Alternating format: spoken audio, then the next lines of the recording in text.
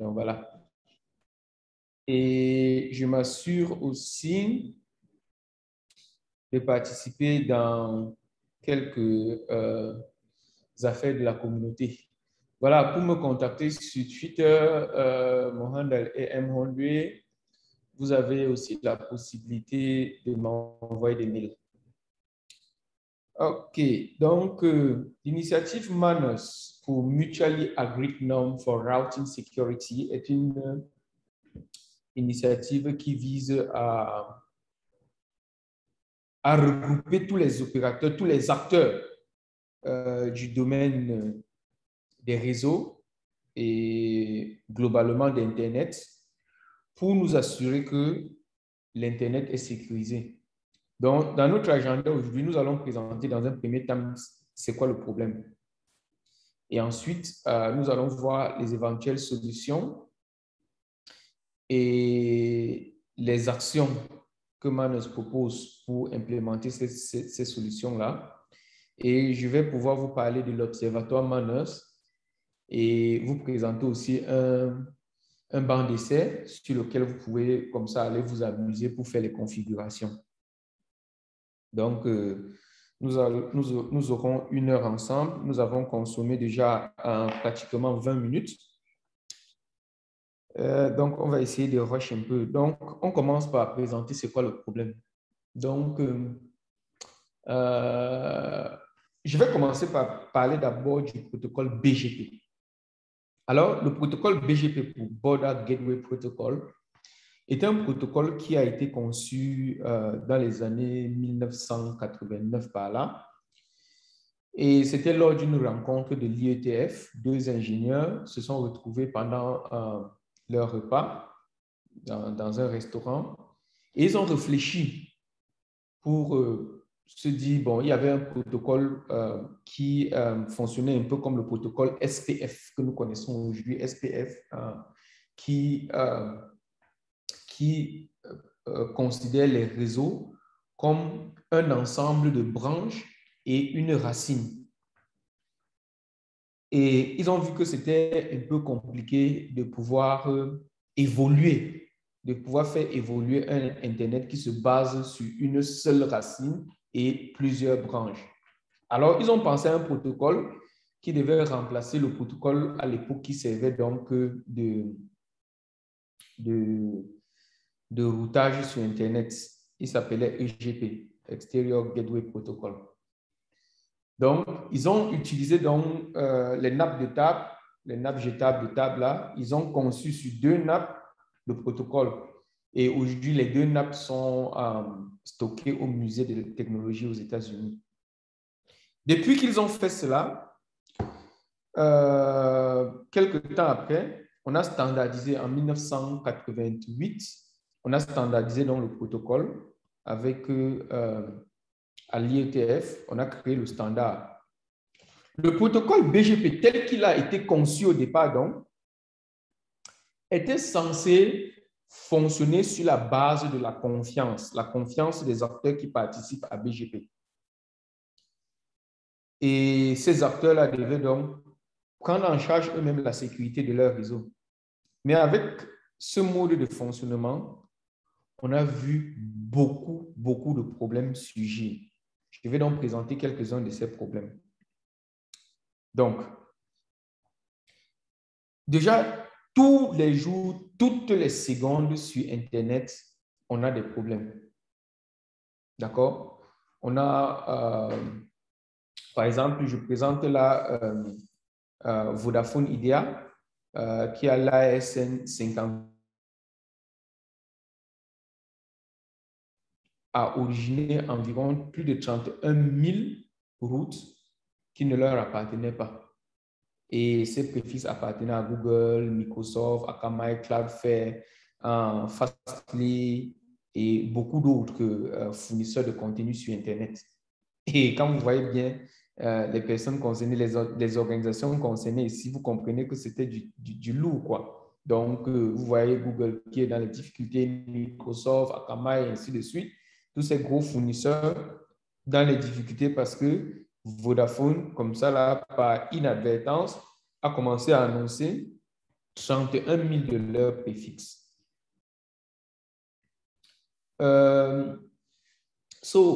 Les incidents de routage surviennent donc tous les jours et ce sont des vecteurs qui causent beaucoup de problèmes sur Internet, allant à la dilution des services d'un opérateur, l'accès, vous n'avez plus accès aux services des opérateurs, ainsi de suite. Et donc, on a 3 principaux problèmes qu'on trouve qui sont liés, 2 au routage Internet et un autre à l'usurpation d'adresse. Donc, le premier problème, on va l'appeler préfixe hijacking. En français, je l'ai traduit en détournement de préfixe. Le deuxième problème qu'on trouve va s'appeler la fuite de route ou encore route leaks.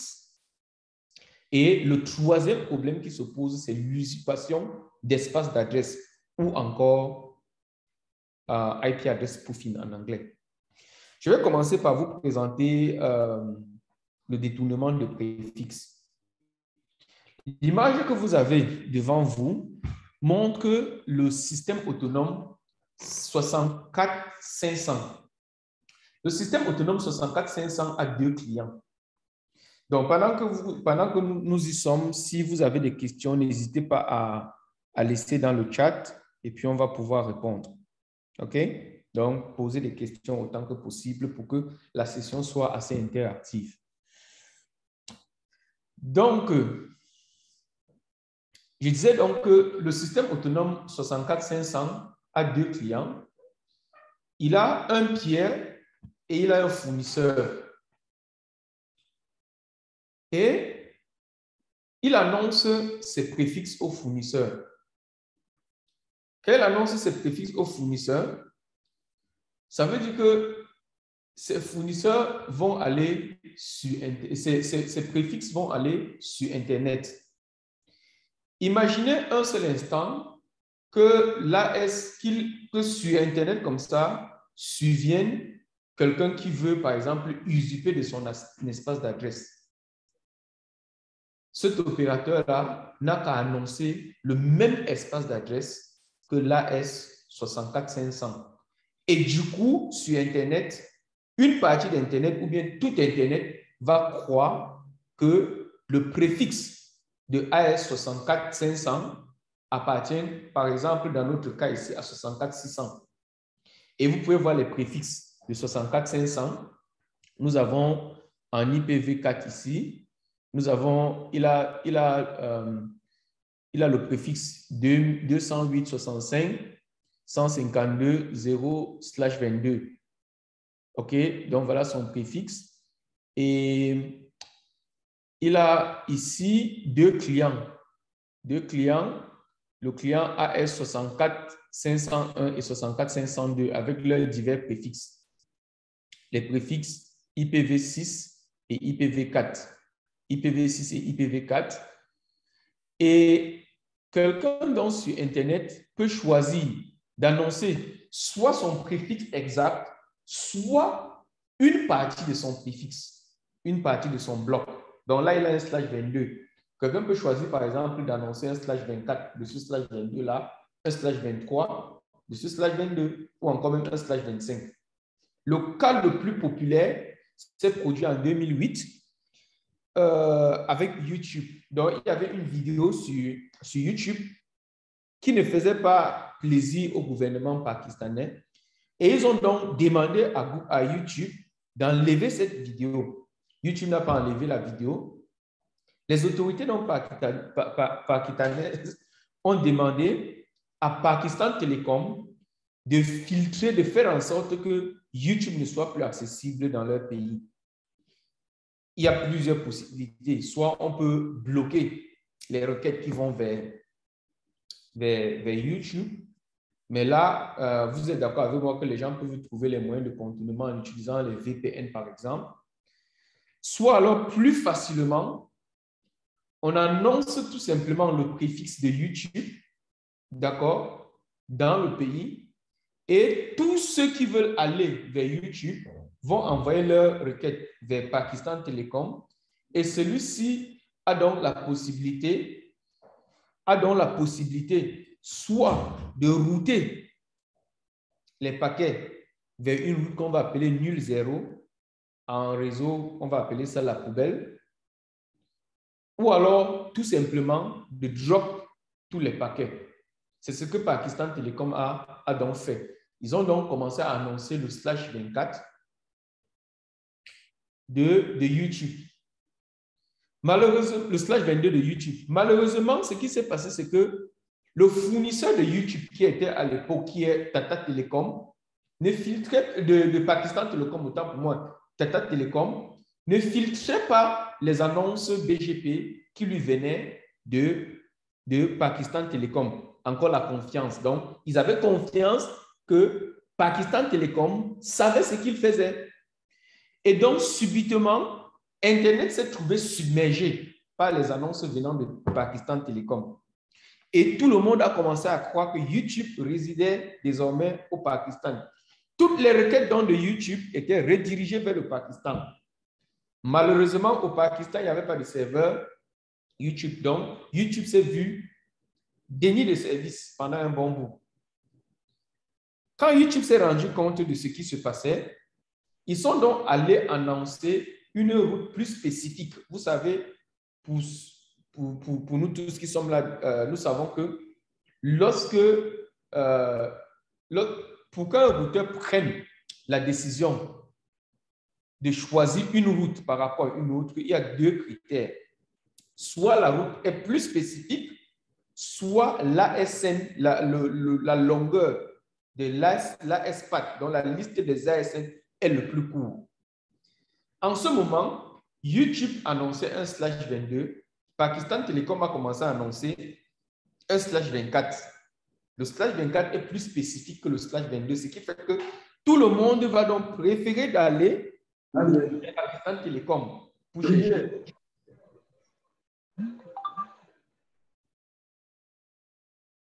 Il y a quelqu'un qui voulait dire quelque chose. OK. Donc, tout le monde s'en va donc vers Pakistan Telecom pour chercher YouTube, mais malheureusement, YouTube n'y est pas.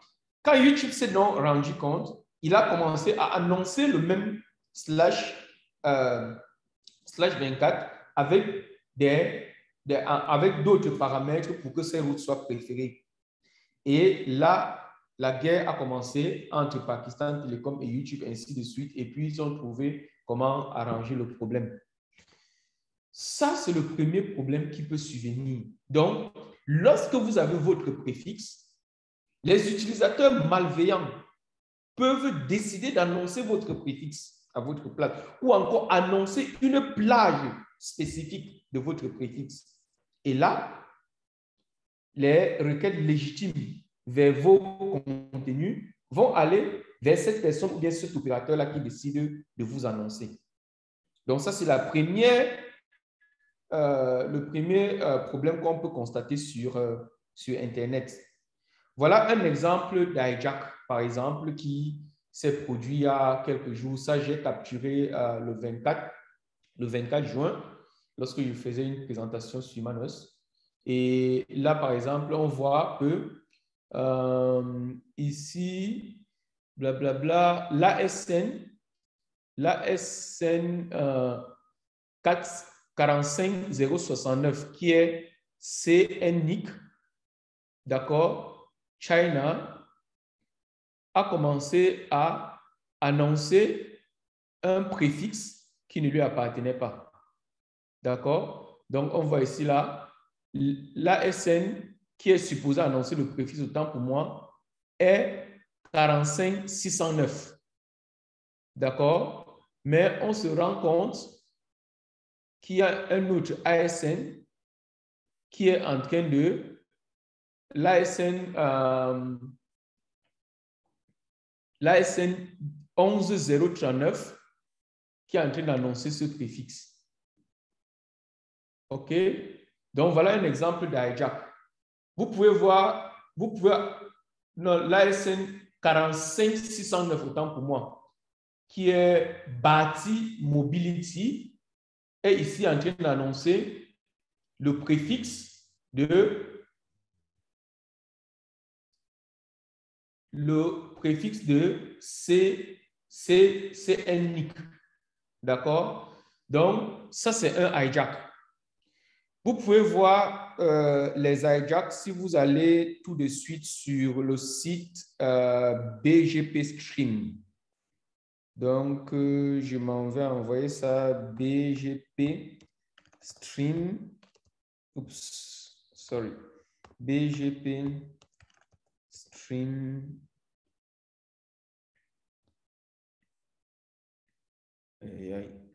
Cette histoire. bgpstream.com. Donc, si vous allez sur bgpstream.com tout de suite, vous allez voir qu'il y a pas mal de routes, de préfixes hijack qui se passent toutes les secondes. Cette capture-là, j'ai pris sur bgpstream.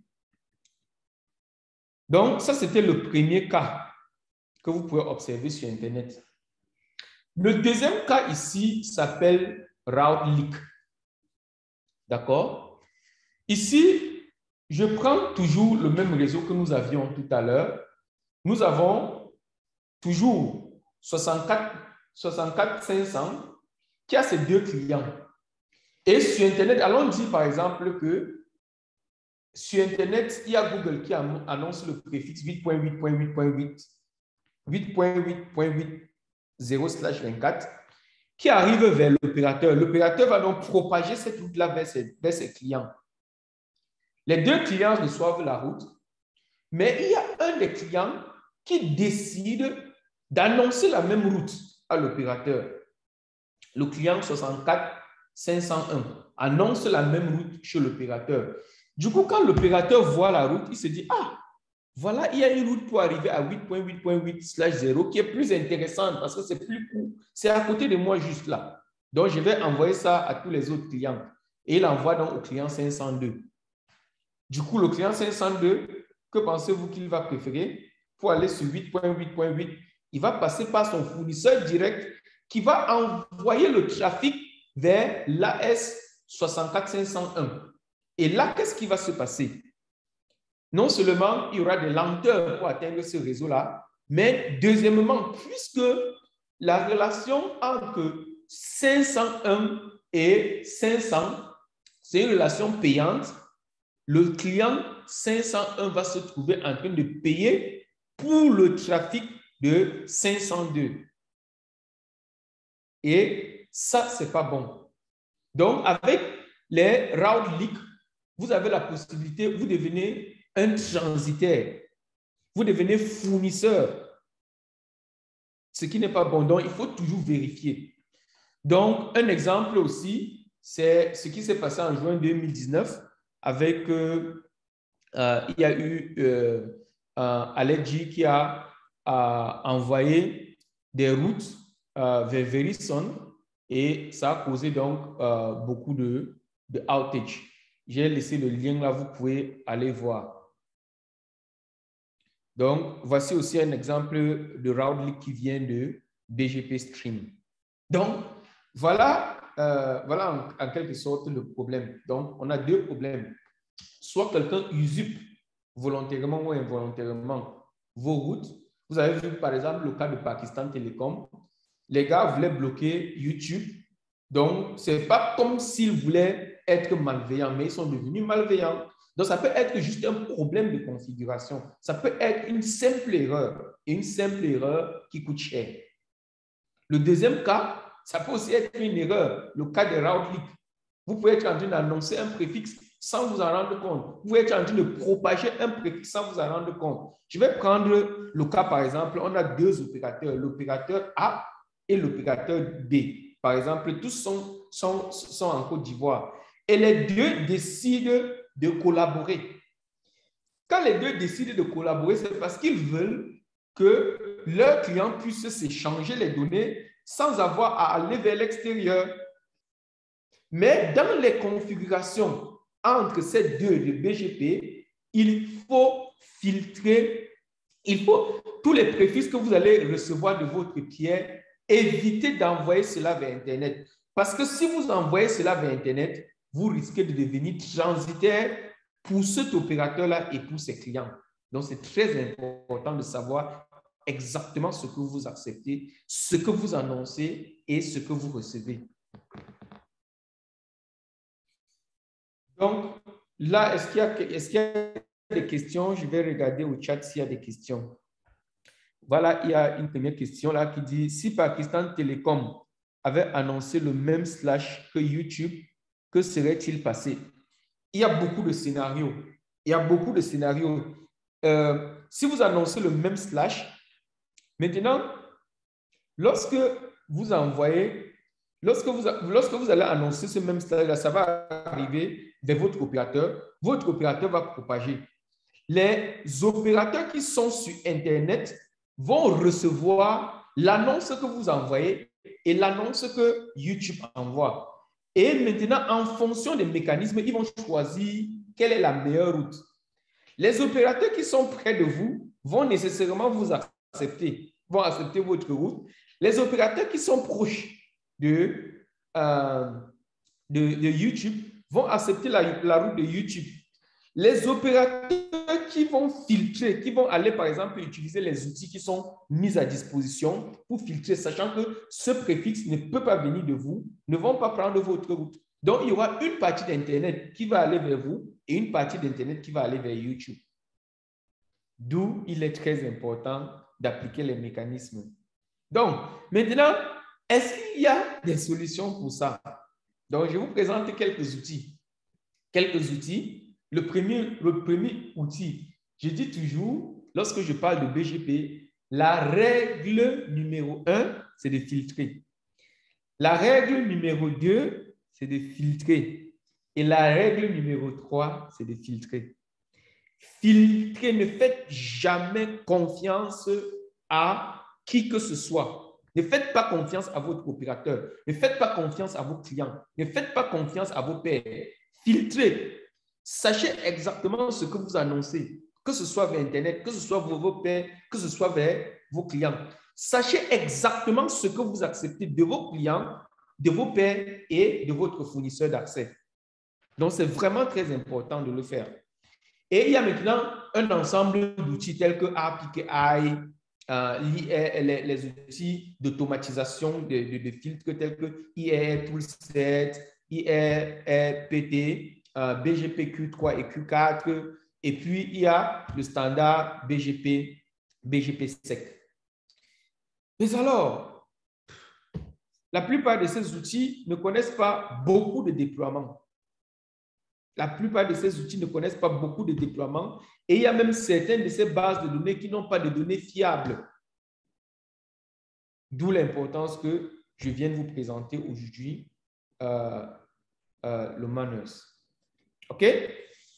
Donc, la solution que je recommande pour qu'ensemble nous ayons un Internet fiable et sécurisé, vous savez que c'est devenu une commodité commune. Tout le monde aujourd'hui dépend énormément d'Internet. Nous dépendons tous d'Internet. On étudie sur Internet, on fait des achats sur Internet, on communique sur Internet, la banque en ligne, presque tout aujourd'hui est possible sur Internet. Et c'est pour cela qu'il est important que nous ayons un Internet sécurisé. Et ceci ne peut être possible que par la mutualisation de nos efforts.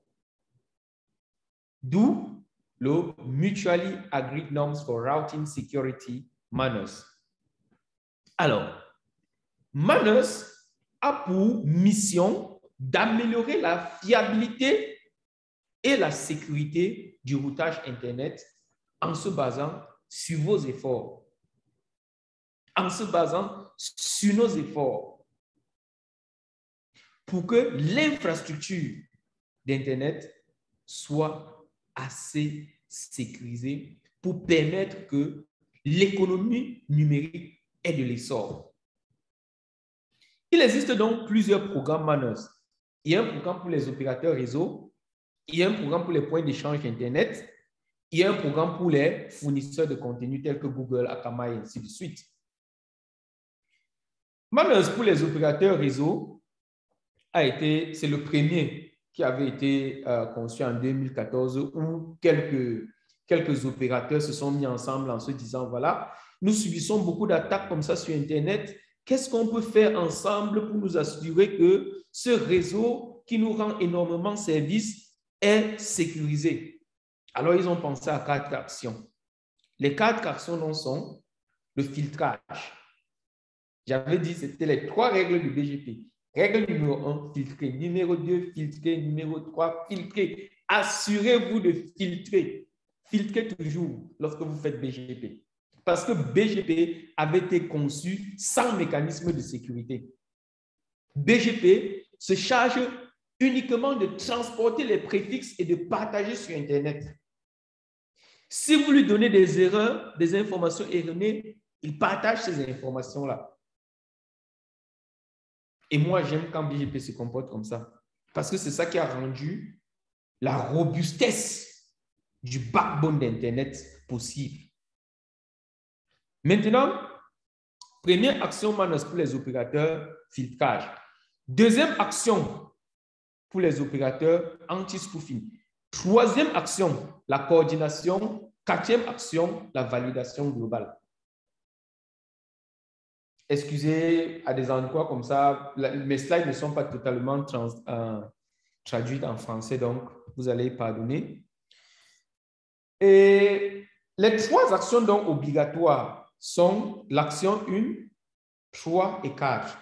L'action 2 n'est pas très obligatoire, vu que ce n'est même pas lié directement au routage. C'est lié à la vérification des paquets entrants. Et puis, il y a le deuxième programme qui est Manus pour les points d'échange Internet. Vous savez, les points d'échange Internet, c'est devenu vraiment quelque chose de crucial. Donc, on pourra parler dans un autre webinaire de l'importance des points d'échange d'Internet et comment est-ce que vous pouvez mettre sur pied votre point d'échange d'Internet et bien le gérer pour s'assurer de la souveraineté numérique du pays. La première raison pour laquelle on doit avoir au moins un point d'échange dans un pays, c'est la souveraineté numérique. Les données confidentielles, par exemple, de la défense, ne doivent pas se retrouver sur Internet. Ça, ce sont les données qui doivent être locales. Les données sur les passeports, les cartes nationales d'identité et tous ces documents, par exemple, n'ont pas besoin de se retrouver sur Internet. Keep the local traffic local. C'est pour ça que les points d'échange sont extrêmement importants. Parce que les points d'échange, ça diminue le coût d'Internet dans le pays, donc ça apporte une valeur économique au pays. Deuxièmement, c'est un outil de sécurité. J'ai parlé, par exemple, des données de la défense qui ne doivent pas se retrouver sur Internet. Et ceci ne peut être rendu possible que si vous avez des points d'échange qui marchent localement et les opérateurs se connectent là pour partager les données locales. Troisièmement, si par exemple tous les fibres, tous les points de sortie pour se connecter à Internet sont coupés, si vous avez un point d'échange, le réseau local du pays continue à fonctionner parce que tous les opérateurs, tous les réseaux seront connectés au point d'échange. Alors, on a aussi pensé un programme Manus pour les points d'échange qui regroupe 5 actions. La première action, c'est de prévenir, donc de s'assurer que le routage inconsistant n'est pas propagé au sein du réseau de l'IXP. Deuxièmement, encourager les membres du point d'échange à devenir participants de Manus.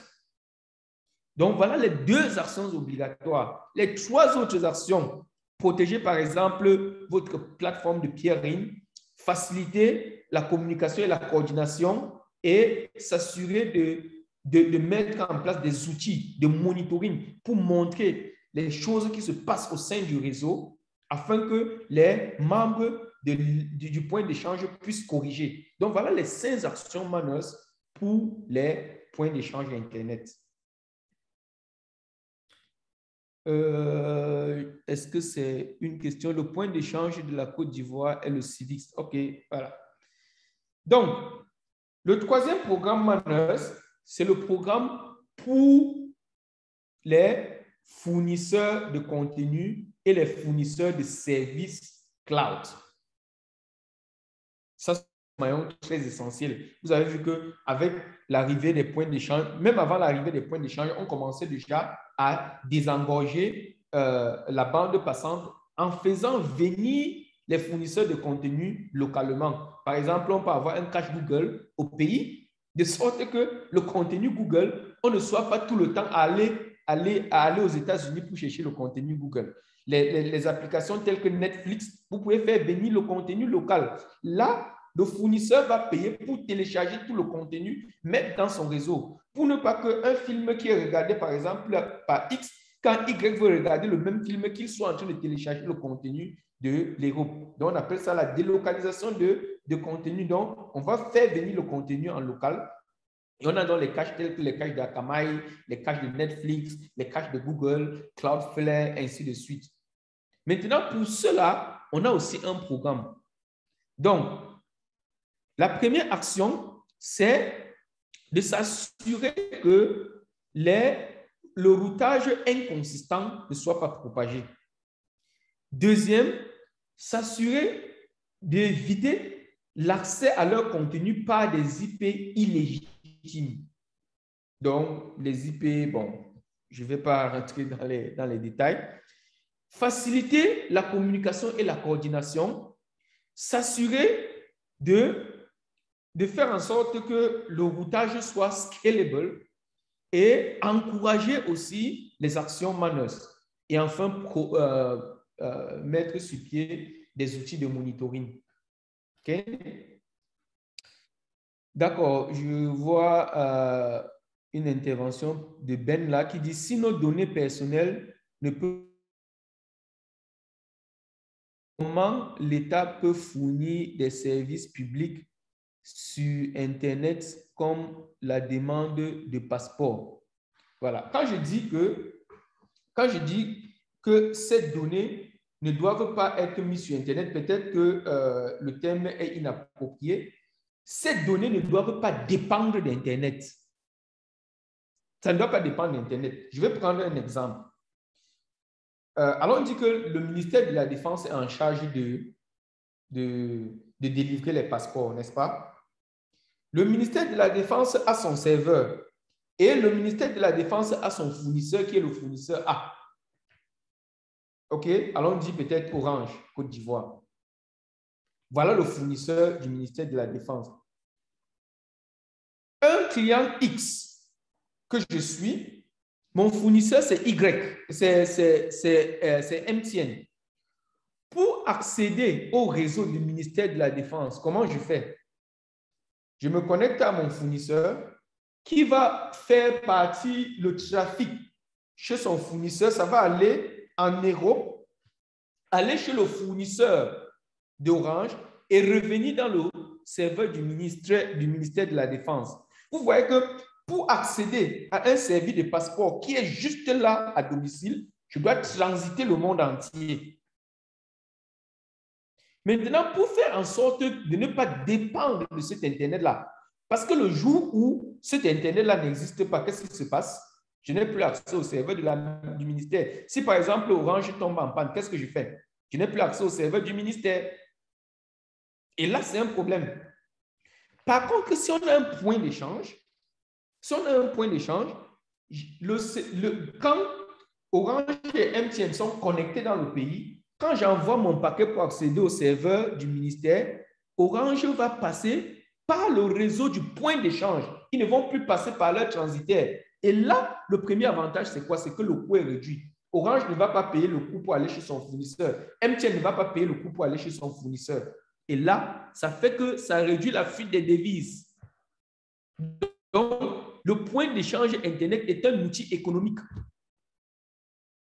C'est un outil de souveraineté. Donc, c'est pour ça que je dis, les services publics ne doivent pas dépendre d'Internet. Internet doit être, comment je vais dire, une solution de secours. On doit pouvoir interconnecter tous les services publics au sein du pays. Et on ne peut pas aller, par exemple, se dire qu'on va interconnecter les ministères un à un, faire un réseau maillé. C'est plus cher. La façon la plus facile de faire cela, c'est d'avoir un point d'échange où tout le monde vient se connecter. OK? J'espère que c'est plus clair pour Ben. Donc, j'ai présenté donc les actions. J'ai parlé du filtrage, j'ai parlé de l'anti-spoofing, j'ai parlé de la validation et j'ai parlé de la coordination. On va regarder la première action. Ben, il faut me dire dans le chat si c'est bon. Comment un service de l'administration publique peut savoir que son fournisseur d'accès met en œuvre les meilleures pratiques de routage? Il y a beaucoup d'outils sur Internet. Je vous envoie déjà un premier outil. Je vous envoie un outil, je vous envoie un site web, bgp.he.net. Si vous allez sur ce site et vous prenez le numéro d'ASN de votre fournisseur d'accès, vous pouvez voir déjà les choses qui sont, les actions qui sont menées. OK? Tout à l'heure, on va regarder pour quelques-uns et puis je vais vous expliquer comment est-ce qu'on peut savoir si les actions sont bien menées. OK? Donc, voilà. Donc, il y a beaucoup d'outils sur Internet, mais BGP... Oups.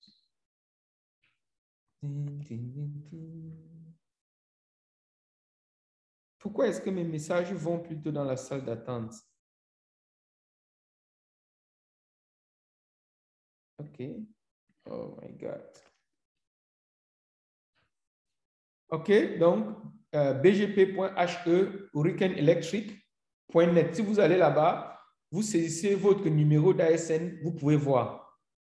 Ça, c'est un exemple d'outil. Il y a un autre exemple d'outil, Kaida. Kaida va vous permettre de voir, par exemple, Kaida va vous permettre, par exemple, de voir si la BCP 38 est respectée dans votre réseau. Donc, essayez de télécharger Kaida. Allez sur Kaida. Bon, allez sur Google, vous cherchez Kaida, vous allez sur vous téléchargez le spoofer, vous exécutez dans votre réseau. Ça va vous dire si, par exemple, les paquets spoofés sont acceptés dans votre réseau. Et avec ça, donc, vous pouvez contacter votre fournisseur pour lui dire, bon, voilà les choses que vous faites qui ne sont pas intéressantes. Et vous pouvez même aller aussi sur le site de Kaida pour voir les statistiques par rapport à votre pays. OK? Donc, on va commencer par le filtrage. Et le filtrage va donc reposer sur la BCP 194, qui est aussi une RFC 7454. Intitulé BGP Operations and Security. Donc, ici, pourquoi est-ce qu'on doit filtrer? Vous êtes responsable de votre réseau. Si vous ne filtrez pas, personne d'autre ne va filtrer pour vous. Donc, c'est important de vous assurer, soyez responsable. Quand je vois, par exemple, des personnes, des opérateurs, des ingénieurs réseau reposés sur des technologies telles que NAT, se disant que c'est ça qui va sécuriser leur réseau, moi, ça me fait vraiment mal au cœur. Donc, vous devez vous assurer d'être explicite en matière de la sécurité de votre réseau. Et vous êtes responsable de votre réseau. Vous devez contrôler ce que vous envoyez à l'extérieur et contrôler ce que vous recevez. Et lorsque vous faites ainsi, vous allez donc éviter les problèmes du genre usurpation de préfixes, ainsi de suite. Donc, le filtrage est très, très essentiel. Donc, en matière donc, de filtrage, vous devez définir la politique. D'accord? La politique que vous comptez mettre en œuvre dans votre réseau. Et si vous voulez donc voir ce que Manas recommande pour cela, allez sur le lien que j'ai envoyé là, manas.org, ASP, guide filtering. Sur le guide de Manus, vous partez sur filtering. La RFC 7454 que j'ai présenté tantôt permet aussi, liste aussi un ensemble de recommandations que vous pouvez appliquer pour ce qui est de votre filtrage. Donc, on va vous dire, par exemple, la longueur de la liste de préfixes, certaines communautés auxquelles vous pouvez souscrire, les authentifications, ainsi de suite, ainsi de suite. Donc, là, je vous laisse le soin de lire cela. Je vais partager le slide avec vous, mais là, ce sont des sommets un peu de ce que vous pouvez faire en fonction du type de réseau en utilisant la BCP 194. Maintenant, lorsque vous êtes en train de faire le filtrage, il y a deux modes. Il y a le mode loose et il y a le mode strict. OK? Dans le mode loose, vous ne vérifiez pas les préfixes qui sont alloués au RIR. Bon, en matière de RIR, j'espère que vous savez c'est quoi un RIR. Regional Internet Registry. Ce sont les organismes, les entités qui sont en charge de gérer les adresses IP et les numéros de systèmes autonomes dans les régions. Pour l'Afrique, par exemple, c'est Afrinic. Après, on a 4 autres dans le monde. On a ARIM, APNIC, LACNIC et Bright NCC. Donc, le mode loose, c'est un mode un peu décontracté où vous ne vérifiez pas les préfixes qui sont alloués au RIR parce que vous dites, bon, on peut faire confiance au RIR. Le mode strict, vous devez vous assurer que les annonces que vous recevez existent véritablement dans le registre de routage des RIR, que ça a été déclaré. Parce que quand un RIR comme Afrinic donne un bloc d'adresse IP à la SNDI, qu'est-ce qu'il fait? Il s'en va dans le système, enregistrer que le bloc d'adresse IP tel appartient à telle organisation en Côte d'Ivoire. Quand il donne un numéro de système autonome à une organisation, allons dire à Orange CI, il va dire tel numéro de système autonome appartient à telle organisation. Bon, quand je parle d'appartenance ici, c'est appartenance entre guillemets parce que les ressources n'appartiennent pas à une organisation. Les ressources sont faites pour être utilisées pendant que vous avez besoin. Lorsque vous n'avez plus besoin, vous allez retourner pour que ce soit stocké dans la base de données. Donc, dans le mode loose, toujours dans la BCP 194, vous pouvez aller lire ça. Voilà les choses qu'il faut faire. Donc, dans le mode loose, déjà, il ne faut autoriser que les préfixes qui sont globalement routables. Donc, ce qui n'est pas globalement routable, n'autorisez pas. Les préfixes qui sont non alloués par l'IANA, bon, ça c'est le cas de IPv6, il ne faut pas les accepter. Les routes qui sont très spécifiques, au-delà de /24 pour IPv4, au-delà de /48 pour IPv6, n'acceptez pas. Donc, lorsque vous êtes en train de faire, c'est bizarre. Si vous allez sur le site que je vous envoie aujourd'hui, bgp.ht.net, vous allez voir des gens, tout ce que je vous présente aujourd'hui là. Par exemple, les préfixes qui ne sont pas routables globalement. Vous allez voir, vous tapez l'ASN d'un opérateur, on vous dit, cet opérateur annonce les Bourgognes. C'est magique, quoi. Les Bourgognes, ce sont les préfixes qui ne sont pas encore routables, qui ne sont pas encore enregistrés, qui ne sont pas encore autorisés, qui ne sont les préfixes des adresses privées, les préfixes qui sont réservés pour les applications spécifiques. Vous allez trouver des opérateurs qui annoncent cela. Vous allez trouver des opérateurs qui en IPv6 annoncent des /64. Alors que le maximum pour IPv6, c'est /48. En IPv4, vous allez trouver des gens qui annoncent des /32. Ça, c'est vraiment fou, quoi. Donc, et aussi, vous ne devez pas autoriser les préfixes qui sont alloués au LAN.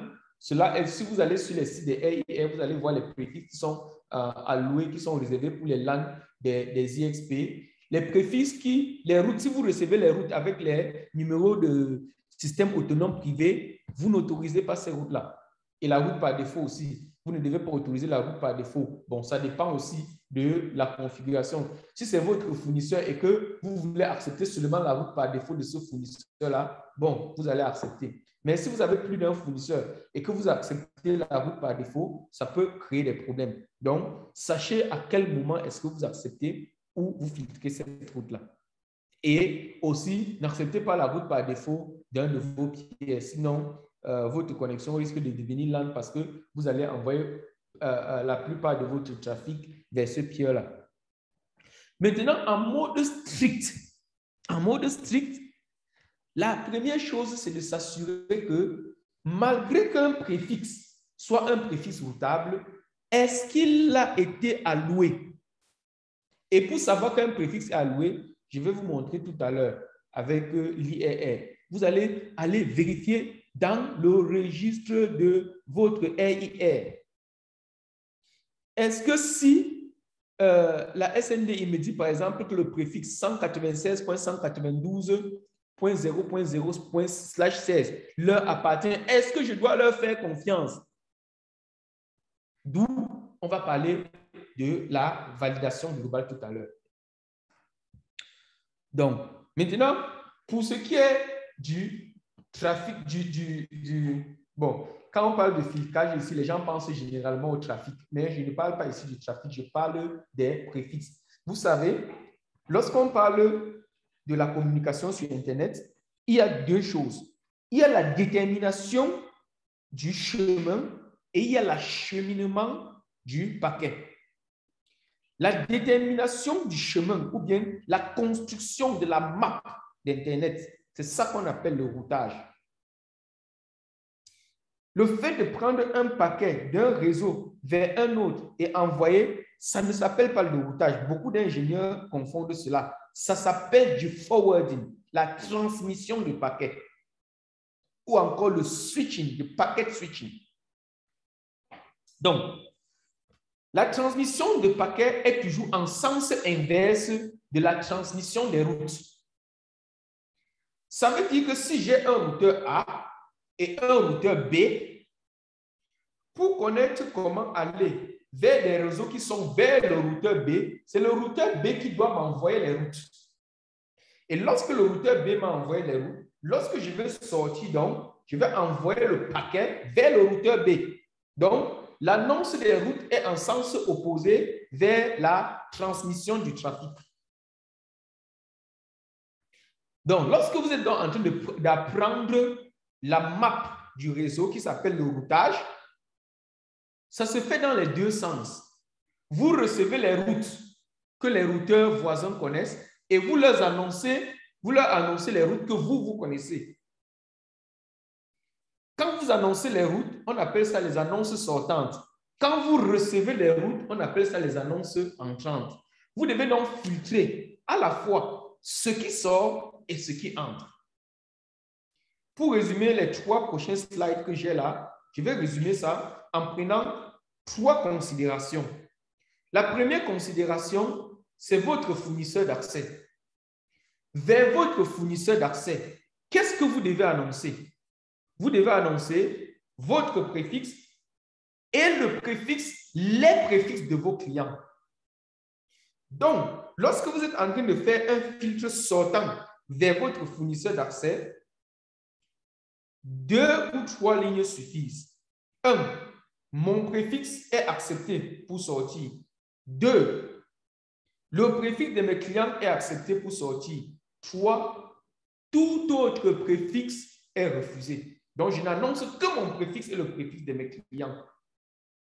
En entrée maintenant de votre fournisseur d'accès, ça dépend. Vous pouvez soit accepter la table de routage Internet ou alors accepter la route par défaut.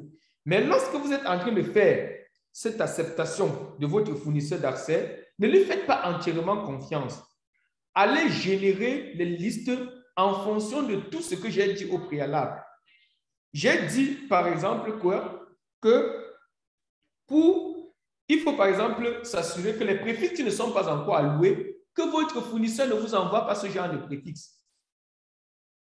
Les préfixes qui sont réservés, que vous ne receviez pas cela. Donc, il faut filtrer cela. Maintenant, en destination de vos peers, c'est-à-dire de réseaux tels que Orange et MTN, lorsqu'ils sont en train de tirer, qu'est-ce qu'ils doivent annoncer? Assurez-vous, si je suis Orange, de ne pas annoncer le préfixe de MTN vers Internet. Orange, pareil, ne doit pas annoncer MTN, pareil, ne doit pas annoncer le préfixe d'Orange vers Internet. Ceci est valable pour tous les opérateurs qui sont au sein d'une, comment je vais dire, d'une zone de démarcation, donc géographiquement, soit dans un pays, soit dans le continent. Vers votre peer, vous devez annoncer votre préfixe et le préfixe de vos clients. Et vous devez recevoir le préfixe de votre peer et le préfixe de ses clients. Maintenant, à l'endroit de vos clients, assurez-vous de n'accepter que leur préfixe et envoyez-leur tout ce que vous avez. Parce que c'est votre client. Ils ont payé pour cela. OK? Donc, voilà en quelque sorte le filtrage entrant et le filtrage sortant. Donc, où est-ce que vous pouvez avoir les informations par rapport au filtrage? Allez sur les bases de données IRR, d'accord? Allez sur les bases de données IRR pour le cas, et puis il y a par exemple Tim Kim-Loo qui fait un très bon travail. Là, par exemple, les deux derniers liens que vous avez là-bas, ça vous donne par exemple la liste des préfixes Bourgogne IPv4 et la liste des préfixes Bourgogne IPv6. Vous allez voir, on appelle ça encore les marchands préfixes. Ce sont les préfixes que vous ne devez pas laisser passer. Et vous pouvez aussi aller sur les sites des IRR, par exemple, ou is.afrinic.net, et vous aurez toutes les informations. Voilà, par exemple, les ASN que vous ne devez pas autoriser. L'ASN 0 est réservé et beaucoup de RIR aujourd'hui sont en train de vouloir utiliser ce ASN-là pour marquer les préfixes qui ne sont pas encore alloués. L'ASN 23 456 est l'ASN trans et il y a les ASN qui sont réservés pour la documentation de 96 à 11. Les ASN privés vont de 512 à 534, ainsi de suite. Donc, voilà la liste des ASN. Si vous voulez voir la liste complète, vous allez, il y a le lien juste en bas. Lorsque vous êtes en train de faire donc, le filtrage, lorsque vous êtes en train de générer le filtrage, vous pouvez aussi vous servir. Allô?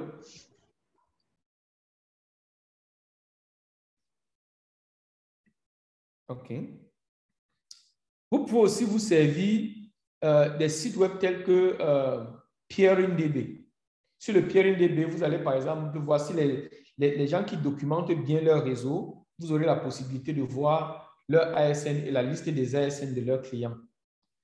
Vous pouvez avoir ça soit sur PeerInDB, soit dans la base de données IRR si les gens documentent effectivement bien leur réseau. Donc, voilà un exemple de PeerInDB. Là, par exemple, c'est Fiber at Home Limited. Donc, si vous allez par exemple, allez sur peerindb.com et vous allez voir si votre réseau figure. Si votre réseau figure, ça veut dire que vous êtes déjà intéressant. C'est peerindb.net. Allez sur peerindb.net et puis recherchez votre organisation. Si votre organisation n'est pas encore là et que vous êtes administrateur réseau, assurez-vous de mettre votre organisation là. OK? Lorsque vous avez mis votre organisation à jour, et ici, et dans le site de l'IRR, vous avez la possibilité de générer facilement vos filtres en utilisant les outils tels que BGPQ4 et IRR Toolset. Je ne sais pas si j'ai partagé tout mon écran. Si j'ai partagé tout mon écran, vous allez voir là. Je vais vous balancer.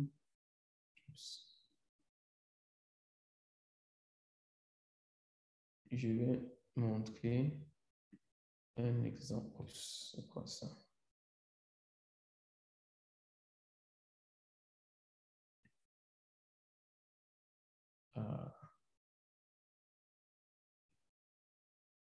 Bon, je vais end les show.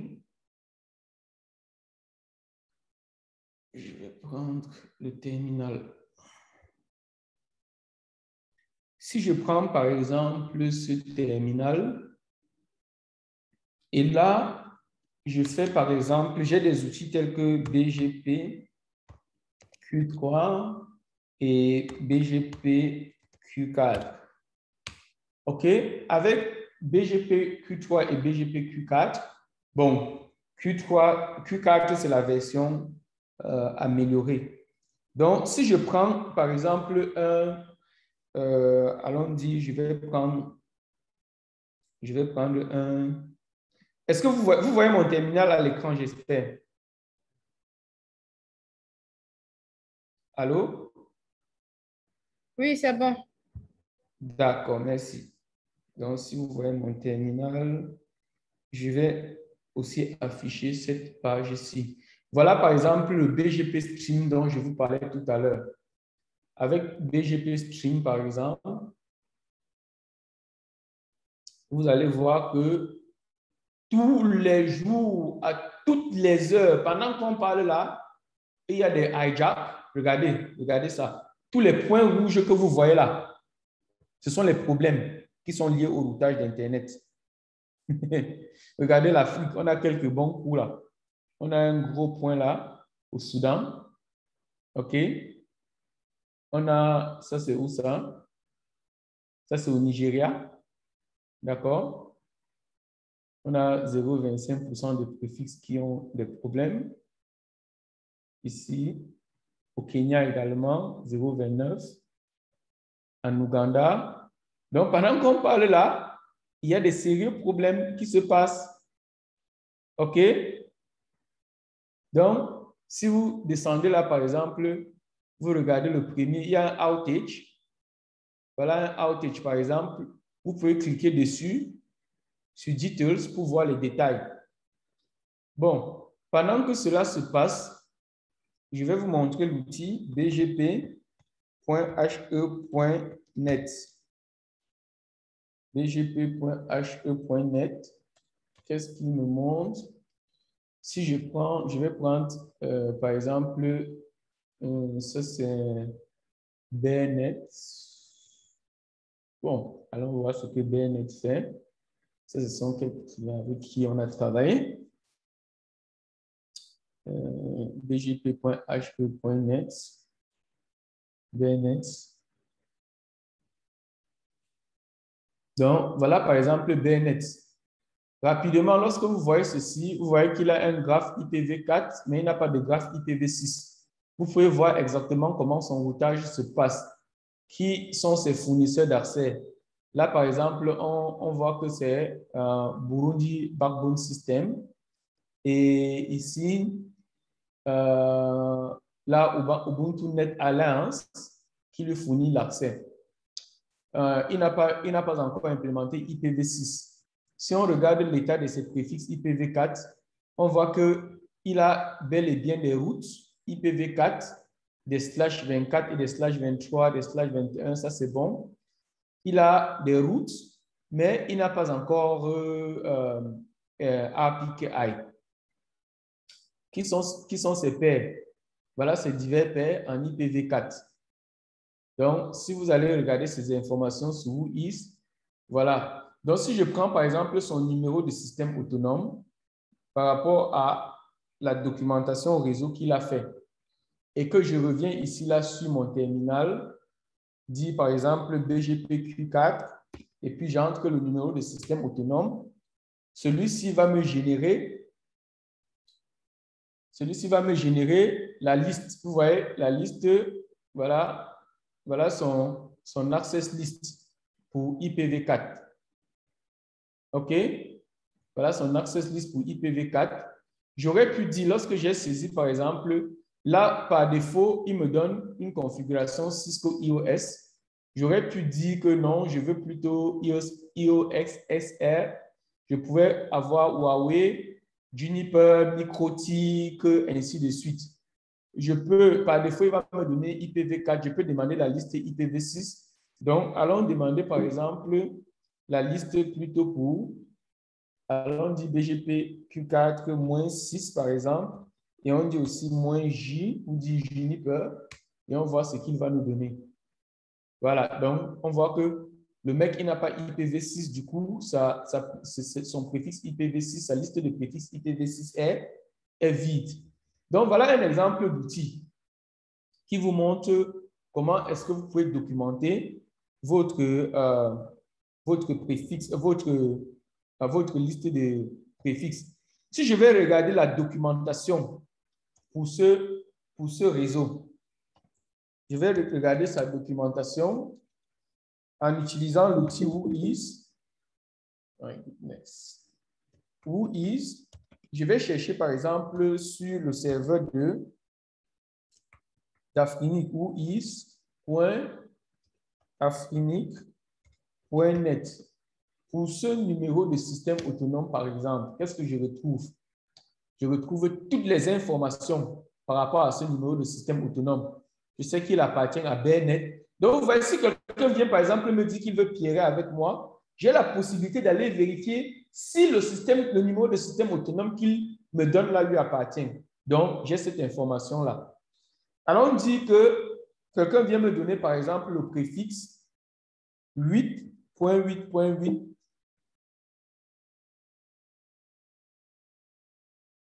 .0/24.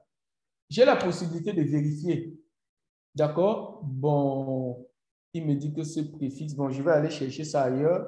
Allons chercher ça, par exemple, allons dire chez Appenic, par exemple. Sur Appenic.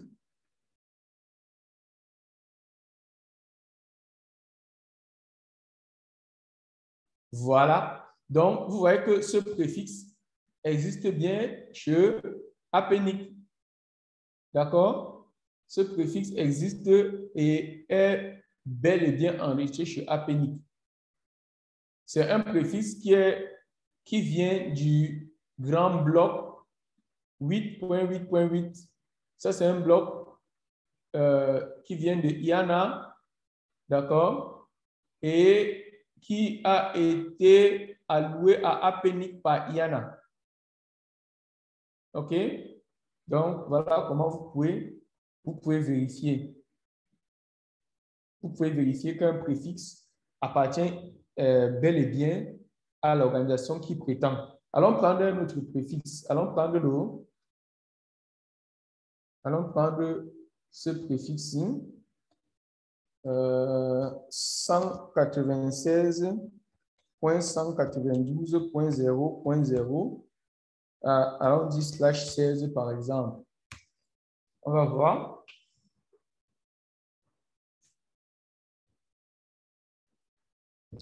On voit que ce préfixe appartient à Afrinic. OK? Ce préfixe appartient à Afrinic. Voilà, le préfixe vient de ce bloc. Ça, c'est un /8 qui a été attribué à Afrinic. OK? Et voilà. Donc, voilà comment vous pouvez vérifier. Et aussi, donc, si vous avez le numéro de système autonome ou bien même le nom de votre opérateur, allons prendre au hasard Orange. Par exemple, si on prend Orange ici, qu'est-ce qu'on a? On a plusieurs Orange. Je vais chercher Orange Côte d'Ivoire.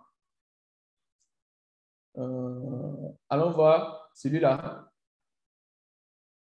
Celui-là, c'est Orange Business Service India. Allons voir celui-ci. OK.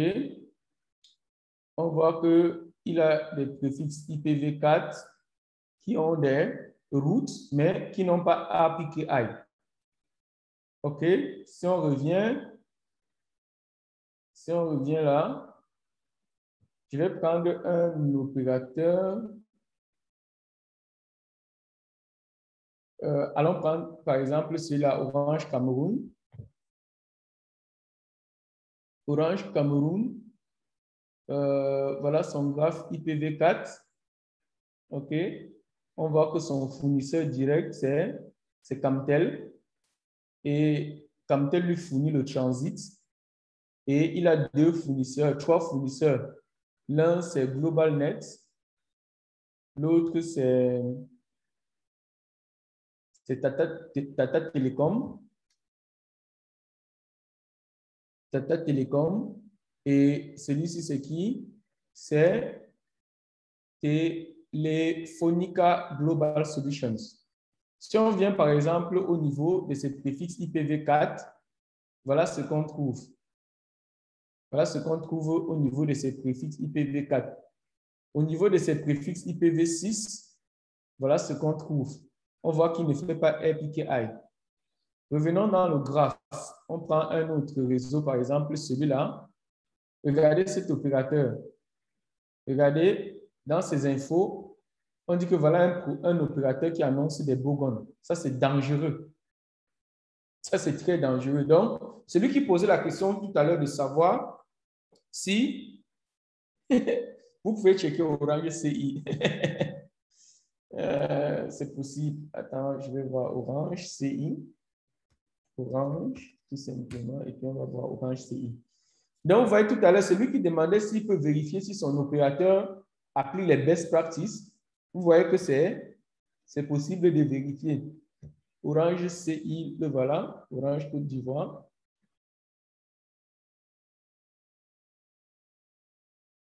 Orange Côte d'Ivoire. Vous voyez qu'il a un graphe IPv4. Bon, j'imagine que ça, ce n'est pas le numéro de système autonome principal d'Orange. Ça, c'est un de ces numéros de système autonome. Allons voir ici. Continuons. Si on va voir encore un autre Orange Côte d'Ivoire. Voilà un autre Orange Côte d'Ivoire. Donc, voilà. Donc, Orange Côte d'Ivoire, voilà son graphe IPv4. OK. Sainte-Claire County. Là, c'est qui? Bon, si on s'en va regarder au niveau des préfixes V4, on va voir qu'il fait bel et bien, il a bel et bien des routes pour tous ces préfixes qu'ils annoncent. Ils annoncent bel et bien des /24, pas au-delà des /24, ce qui est déjà intéressant. OK? Mais on voit ici là qu'il a un /24 qui n'a pas de route, qui n'a pas d'objet route. Ça, c'est mauvais. Bon, on peut comprendre, peut-être la direction des impôts a demandé que ce ne soit pas routable. Mais si c'est le cas, qu'est-ce que ça fait donc là dans le registre public? Donc voilà Orange avec tous ces /24. Ainsi de suite. Est-ce qu'ils étaient obligés de faire toutes ces annonces? Je ne pourrais pas répondre sans avoir l'information exacte. Et on voit qu'il y a des plages d'adresses ici. Regardez, il y a des adresses qui n'ont pas de route. Vous voyez ça? Il y a des plages que Orange annonce sans objet route. Regardez ça. Regardez cette plage-là. Ça n'a pas d'objet route. Orange. OK? Si on revient ici, on va regarder au niveau d'IPv6. Les préfixes IPv6, vous voyez, ils annoncent seulement leur /30. On imagine qu'ils n'ont pas encore beaucoup de clients IPv6. Si on regarde ces pieds IPv6, il y a Orange SA, il y a la société, la SNDI. Ah, SNDI, c'est intéressant ça. On va regarder ce que vous faites, SNDI. La SNDI, voilà votre graphe. Vous avez un seul fournisseur qui est Orange. Après Orange, voilà, Orange envoie votre trafic vers seulement vers une seule de ces routes. Pourquoi il fait ça? On ne sait pas. IPv6, pareil. Maintenant, vos préfixes IPv4. Vous annoncez 2 blocs et vous n'avez pas de route SNDI. Vous n'avez pas de route. Votre préfixe IPv6. Vous avez une route, la route 6. Ça, c'est bien. Vous annoncez votre /32. Vous n'avez pas fait API. Et ça, c'est pas bon. Qui sont vos pierres? Orange seulement. C'est vrai, ça? OK. Donc, voilà un peu, en quelque sorte, comment vous pouvez... quelques outils, quoi. Sinon, il y a beaucoup d'autres outils, BGP Monde, le risque de RIPE, ainsi de suite. Donc, nous sommes déjà à 20h30.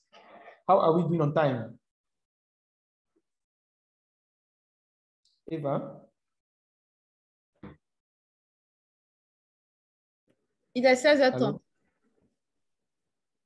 Encore un GMT. 16h30 GMT. Ça veut dire quoi? C'est l'heure de fin, ça? Oui, normalement. Bon, on peut t'accorder quelques minutes pour que tu puisses terminer. Non, je ne pourrais pas terminer. Qu'est-ce que je peux faire? Bon, là, je vais brosser. Je vais brosser. Et voilà. 15 à 20 minutes. Et puis, on pourra programmer une seconde séance pour la suite, pour la deuxième partie. Non, c'est mieux de programmer plutôt une autre séance parce que là, bon, oui, disons 10 minutes et puis 10 minutes pour parler de l'IRR et puis on va prendre une autre session pour parler uniquement de RPKI et du lab. Là, je vais vous donner un lab où les gens pourront faire des configurations et puis on va voir des tests en temps réel. Oui, ça, c'est encore plus intéressant. C'est mieux qu'on fasse des inscriptions. Ouais, on va faire les inscriptions pour que tu puisses générer les liens pour le lab en temps réel pour pouvoir travailler là-dessus. D'accord. OK. Donc, merci. Vas-y.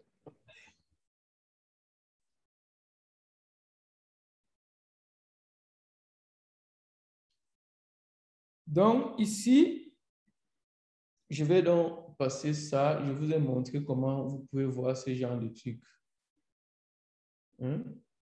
OK. Je vous ai montré. Donc, les slides, je vais partager avec vous. Je vous ai montré BGPQ4.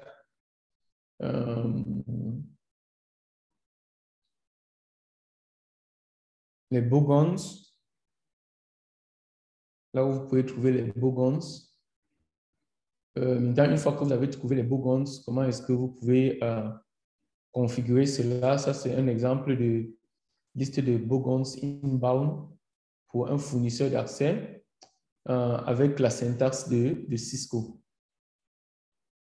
Là, c'est la même liste qui continue.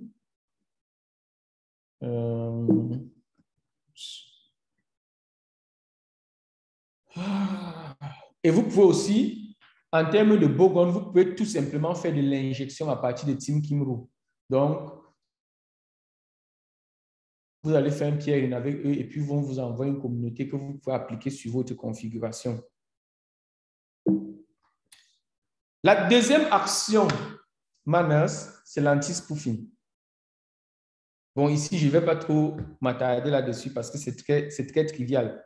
Mais bon, l'anti-spoofing, le spoofing déjà, c'est quoi? C'est de l'usurpation. Ça veut dire quoi? Ça veut dire que, imaginez-vous que je vous envoie dans votre boîte mail 60 courriers venant, allons dire, d'Eva. Je vous envoie 60 courriers venant d'Eva. Ce que vous allez faire, c'est que vous allez répondre à Eva. Donc, c'est une technique que les gens utilisent aujourd'hui sur Internet pour faire du déni de service. Donc, quelqu'un va donc créer un paquet, il va fabriquer un paquet et il va vous envoyer, mais dans l'adresse source, au lieu de mettre son adresse source, il va mettre l'adresse source d'un réseau qu'il veut attaquer. Et là, quand ça va revenir vers vous, qu'est-ce que vous allez faire? Vous allez répondre à ce réseau-là. Ça se passe beaucoup avec le système DNS, avec l'amplification DNS. Oui, Eva a une main. Eva, tu voudrais dire quelque chose? Oui, je vous envoie un mail, un message. Vous avez vu dans le chat? D'accord. Ok, OK. merci. C'est pour ça.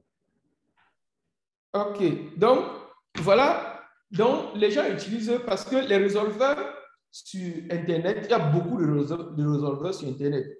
Du coup, si je veux, par exemple, attaquer le serveur de la SNDI, qu'est-ce que je fais? Il suffit de connaître l'adresse du serveur de la SNDI. Il y a des outils, il y a beaucoup d'outils aujourd'hui sur Internet où tu peux partir crafter un paquet là-dessus. Tu peux crafter des paquets, tu envoies vers des milliers de serveurs DNS sur Internet avec pour adresse source le serveur de la SNDI. Qu'est-ce qui va se passer? La conséquence, c'est quoi? C'est que tous ces résolveurs-là vont répondre à la SNDI.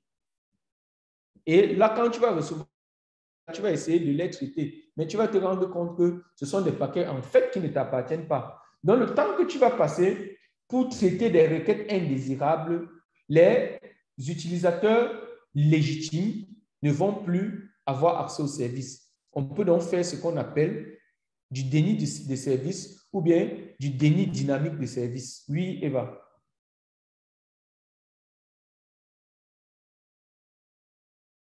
Non, non, OK? vas-y, je vais de baisser la main, excuse-moi. D'accord. Donc, le spoofing consiste donc à pouvoir envoyer des paquets indésirables en utilisant des sources qui ne sont pas des sources légitimes. Si vous allez aujourd'hui, par exemple, sur le site de spoofer.kaida.org, vous allez voir la carte du spoofing mondial. OK? Vous allez voir les zones qui sont en vert, ce sont les zones qui n'ont pas trop de problèmes. Les zones qui sont en rouge, ce sont en jaune, ce sont les zones qui se débrouillent pas mal. Et les zones qui sont en rouge sont les zones qui sont vraiment en danger. Mais n'interprétez pas mal la map de l'Afrique. Parce que quand on va voir ça, on va dire, waouh, l'Afrique se débrouille pas mal, il y a beaucoup de VM. Non, non, non, non, c'est pas ça. C'est parce qu'il y a beaucoup de nattes en Afrique. Beaucoup de nattes en Afrique. Allez sur le site de Kaida, kaidaspoofer.kaida.org. Vous allez sur Country Stat, vous cliquez sur votre pays. Donc, je peux faire ça rapidement.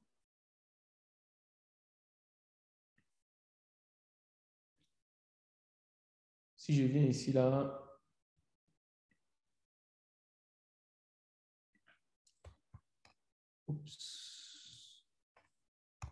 spoofer.kaida.org.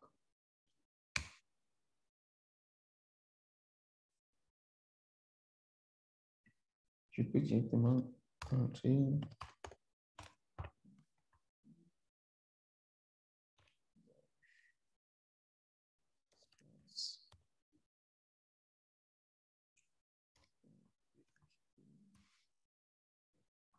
Je vais directement dans les requêtes des pays et on va prendre les quelques pays.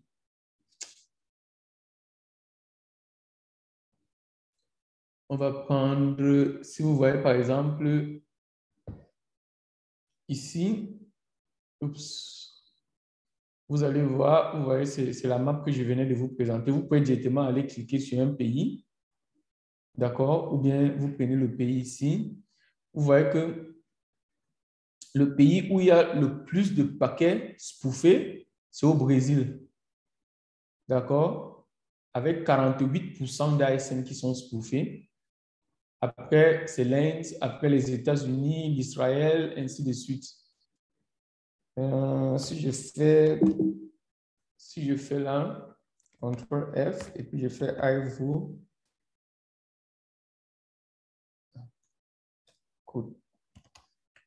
est-ce qu'il y a Côte d'Ivoire? Je ne vois pas Côte d'Ivoire.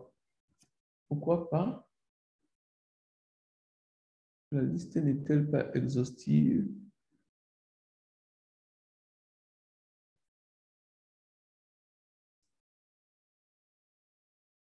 OK. Il n'y a pas tous les pays ici. Il n'y a pas tous les pays. Mais si on prend...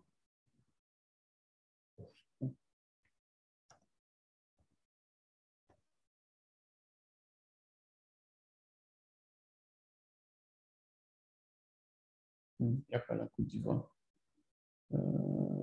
Bon, ça veut dire quelque chose. Ça veut dire que sûrement, il n'y a pas beaucoup de tests Qaïda au pays. D'accord? Donc, essayez de télécharger l'outil Qaïda. Allez sur Download, téléchargez cet outil et exécutez-le au pays. Exécutez parce que lorsque vous allez exécuter, Qaïda va enregistrer les données par rapport à votre pays et les numéros de système autonome. Si on prend le cas allons prendre le cas du Cameroun, par exemple. Si on prend le cas du Cameroun, vous allez voir ici que le Cameroun, quand vous avez vu ici, là, le Cameroun sur la carte, les gens peuvent se dire, ah, le Cameroun se comporte bien. Parce que ici, on a 0%, mais ça, c'est de la foutaise. Parce que regardez le nombre de préfixes qui ont été testés, 9 préfixes seulement. D'accord? Ça veut dire qu'il y a eu seulement environ 9 exécutions dans le pays. 9 préfixes, ça c'est le nombre de préfixes, le nombre de préfixes natés, le nombre d'ASN. Donc, allons regarder. Là, le Cameroun, vous voyez 0%, 0%, nombre de préfixes natés 9. Donc, tout est naté. Ça veut dire que ça, c'est de la foutaise. Parce que là, c'est caché derrière NAT et on a l'impression qu'on ne fait pas du spoofing. C'est de la foutaise, ça. Et si vous regardez même dans les résultats, vous allez voir ici, par exemple, regardez là,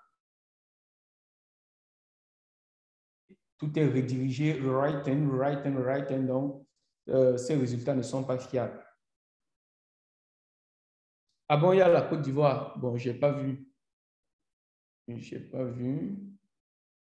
ne sais pas comment. J'ai saisi CI, je n'ai pas vu. J'ai saisi Ivoire.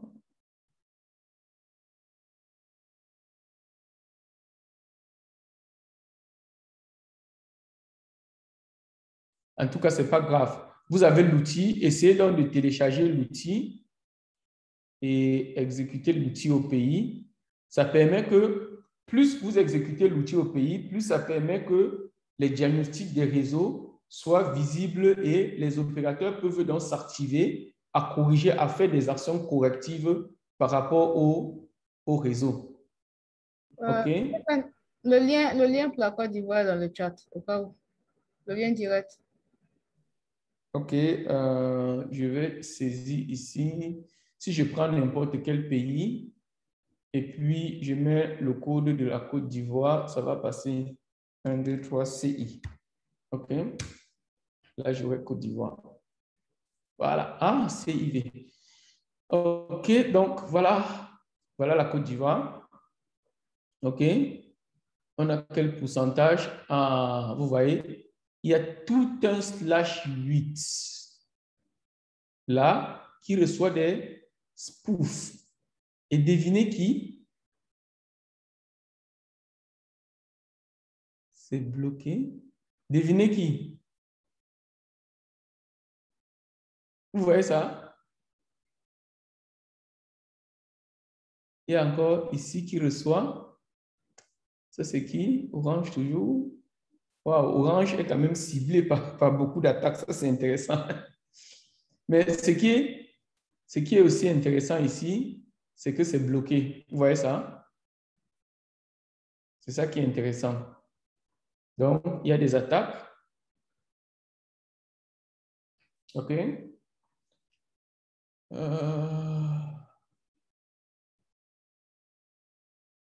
Donc, voilà. Dans cet outil-ci, vous pouvez aller à la page d'accueil de Qaïda et puis vous téléchargez. Vous téléchargez l'outil, vous essayez d'exécuter pour qu'on ait assez d'informations sur les réseaux. Ne vous dérangez pas, vos adresses ne sont pas enregistrées lorsque les tests sont faits. c'est juste les statistiques des paquets qu'on envoie. Donc, si je reviens ici à mes slides et que je continue là, je vais vous montrer un exemple intéressant là.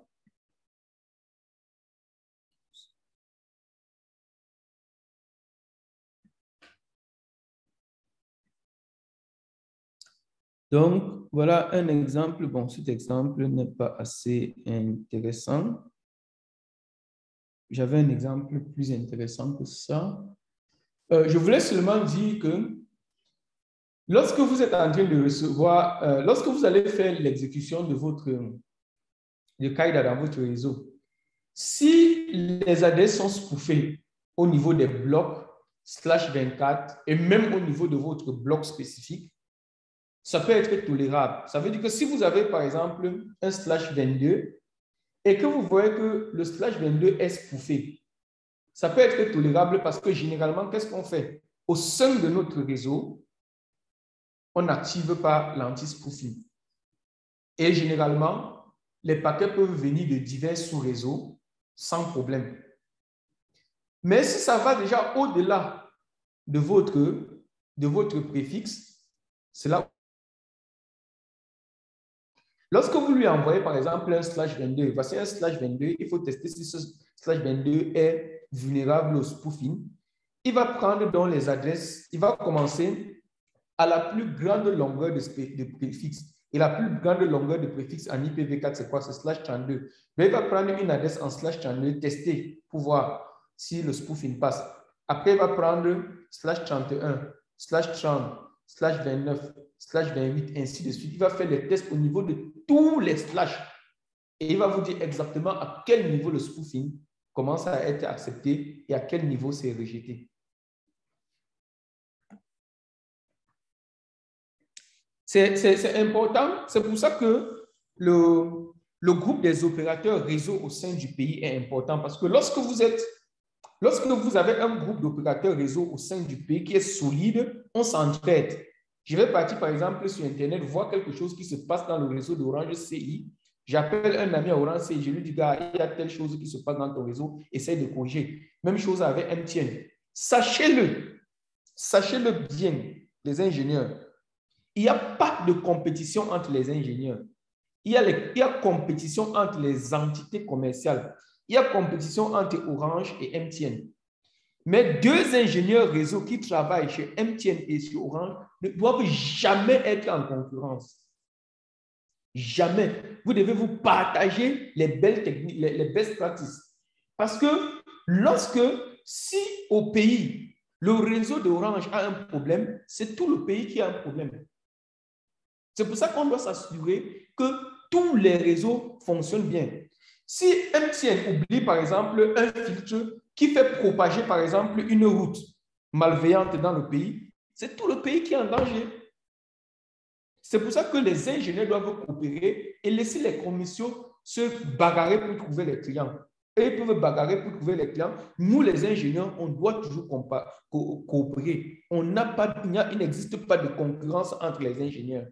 C'est pour ça qu'il faut partager l'information. Lorsque vous voyez qu'un des opérateurs dans le pays, si c'est une université, si c'est une banque, si c'est un ministère, si c'est un département, si c'est un opérateur réseau, si c'est un ISP qui se comporte mal, interpellez-le, vous lui dites qu'il y a telle chose qui ne va pas. Et lorsque le NOC fonctionne aussi bien, lorsque un ingénieur a découvert une pratique, il vient partager avec les autres ingénieurs des autres opérateurs et on essaye d'exécuter cela pour voir.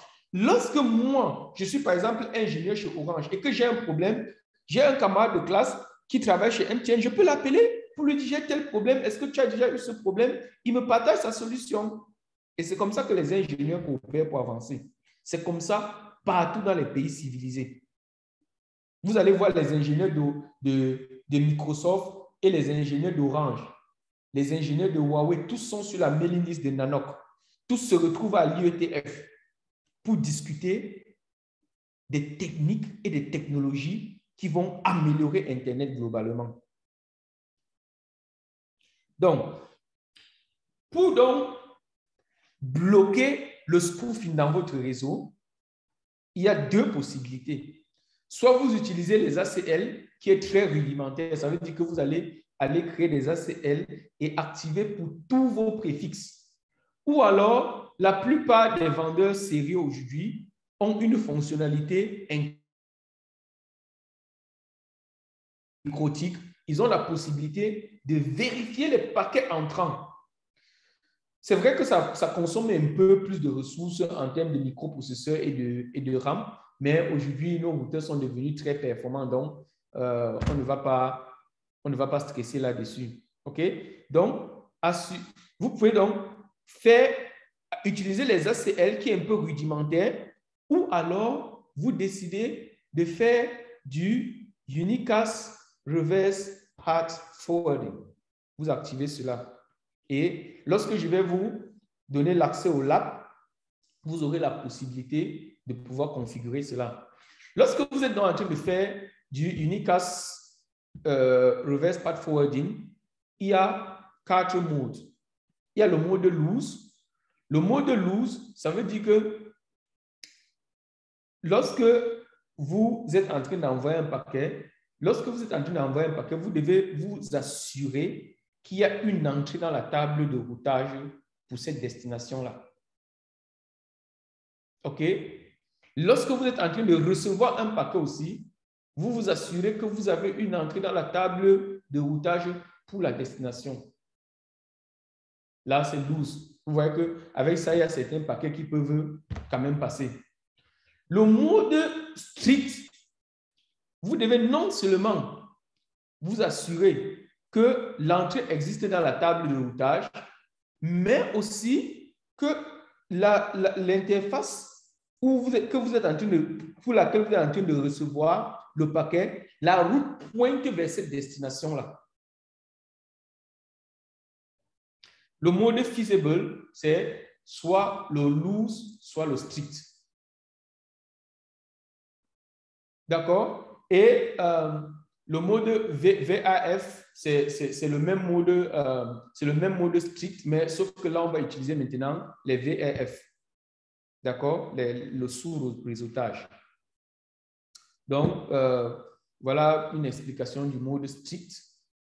Voilà comment on configure cela sur Cisco et sur Juniper. Donc, vous voyez, c'est une seule ligne de commande sur une interface. IP, Verify, Unicast, Source, Reachable via RX. Donc, Reachable, Source, là, vous pouvez mettre vous pouvez décider de mettre plutôt une liste une ACL. Mais qu'est-ce que cette commande dit? Cette commande dit à cette interface, chaque fois que tu reçois un paquet sur cette interface, vérifie la source. D'accord? Assure-toi que la source n'est pas spoofée et le mécanisme est géré. Donc, voilà. Je vais m'arrêter ici pour ce qui est de l'anti-spoofing. D'accord? Donc, vous pouvez obtenir l'outil Kaida au lien que j'ai envoyé là. Et vous pouvez aussi avoir les ACL chez Team Kimru pour voir quels sont les préfixes que vous ne devez pas autoriser les paquets en entrée de votre réseau. Avec les 5 dernières minutes, je vais présenter la troisième action Manners, qui est la coordination. La coordination, c'est quelque chose de très, très, très facile. Cela consiste tout simplement à enregistrer les informations de votre entreprise et de votre réseau dans certains sites spécifiques. L'un des sites, c'est quoi? C'est votre site web, le site web de votre entreprise. Quand on va sur le site web de votre entreprise, on doit pouvoir voir vos informations. Voici notre organisation, voici notre numéro d'ASN, voici nos préfixes. Voici les personnes en charge du réseau, voici les personnes. Ces informations aussi, vous devez les mettre à la disposition de PeeringDB. Si vous me donnez vos informations et je vais vérifier ces informations, je m'en vais sur PeeringDB. Sur PeeringDB, je vais connaître votre entité, je vais connaître vos ressources, c'est-à-dire votre numéro de système autonome, vos adresses IPv4, IPv6, vos facilités, ça veut dire les endroits où vous êtes présent, les points d'échange où vous faites du peering, ainsi de suite. Donc, toutes ces informations-là, vous pouvez enregistrer ça dans PeeringDB. Et tout à l'heure, je vous ai fait, par exemple, un exemple de commande whois, où je peux prendre, par exemple, votre numéro d'ACN, je fais une requête vers whois et je trouve votre information. Donc, un autre endroit où on peut trouver cette information-là, c'est aussi la base de données RIR, où on va trouver votre numéro de système autonome, votre bloc d'adresse IP, votre organisation, les contacts qui sont en charge lorsque vous avez, par exemple, lorsqu'on a, par exemple, des incidents, à qui est-ce qu'on doit faire recours. Et toujours pour la coordination, voilà, par exemple, un exemple d'organisation. Et vous voyez que cette organisation a, par exemple, dans la base de données whois, enregistré un groupe qu'on appelle ici rôle, dans lequel ils ont mis une adresse IP, une adresse email de groupe. Et là, ils vont mettre des alias vers leurs différents ingénieurs réseau.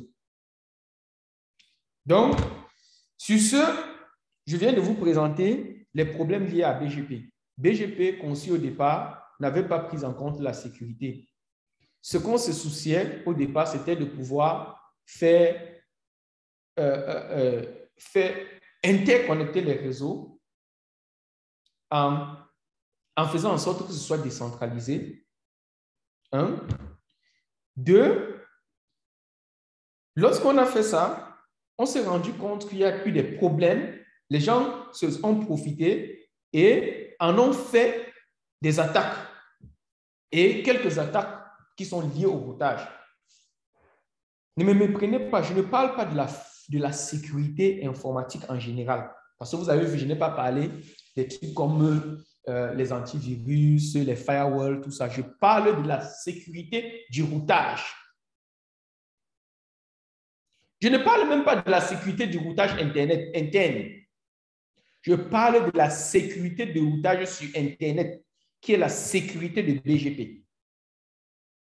Et BGP n'ayant donc aucun mécanisme de sécurité interne, il faut qu'on se repose sur des mécanismes externes. Première chose, c'est le filtrage.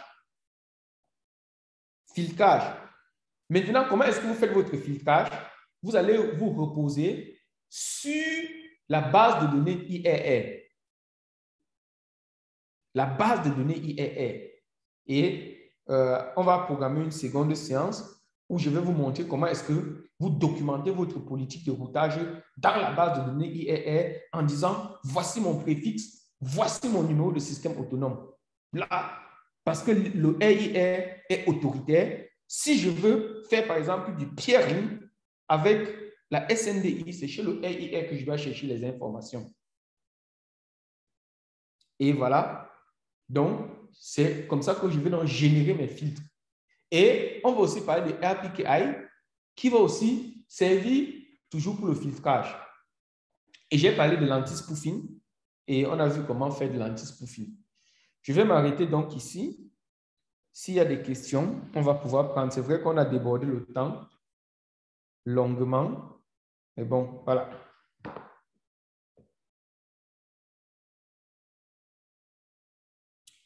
Any question?